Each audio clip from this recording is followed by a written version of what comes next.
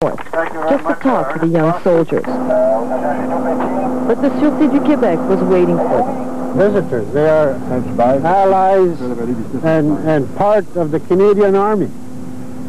I'm sure the Army will gladly receive the veterans in the Saint-Hubert base, but for the time being we have received a message from the armed forces that the visitors cannot go around the perimeter, that is where the Army is presently operating.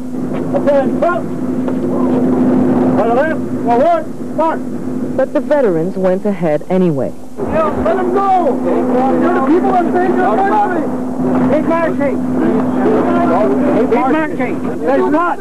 They didn't run under the bed or join the priesthood. It's not hard. These people fight for your land. They fought with your parents. Subhuman. That's what you are. You're subhuman. Okay.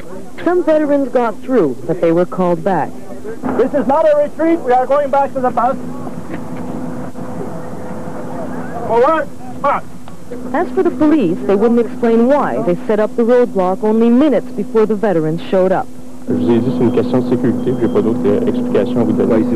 They said it was for security reasons, although they wouldn't say what those security reasons were. Joyce Napier, CBC News, Oka. They want us in a submissive position. They want us in a position that they like us. Reserve of Kahnawake is hermetically sealed from the outside world. We've been around all day to various checkpoints. We even tried to get in by water in the morning. Absolutely no luck, although we made many calls, tried to get boats over. And the reason is that there are small parties or sometimes large parties of people moving around from one point, entry point to another, stopping the Mohawk from coming in. And a large crowd was around on Wednesday night and seemed to intimidate some of the store owners, for instance, in LaSalle. The store owners in LaSalle are now frightened to sell gasoline, for instance, or foodstuffs to these people, which is actually a violation of human rights. But once again, they're fearing for their lives and basically afraid for their employees. And no one is doing anything to stop these people from keeping traffic in and out of Kahnawake despite the agreement? No, not much at all. In fact, there's a large crowd right now in Côte Sainte-Catherine. We're up by Highway 132 near an entrance, and they're stopping everyone from getting even in. For instance, there was a minister of the United Church who was trying to get in to bring foodstuffs and to talk to his congregation, and he had a lot of problems, and we did an interview with him, and this is what he had to say. I'm frustrated because I came to visit people in Kahnawake. We have a church there, and I came to visit our people there and to respond to their needs, both material and spiritual, and the crowd wouldn't let me through.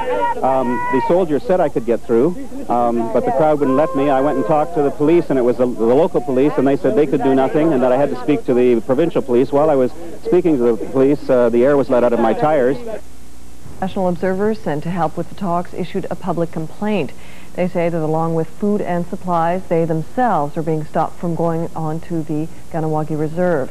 Stopped by residents of Châteauguay who are putting pressure on the Mohawk any way they can. Mark Holder reports. One by one, these human rights advocates told their own stories of harassment and intimidation by an angry mob. We were attacked by some civilians.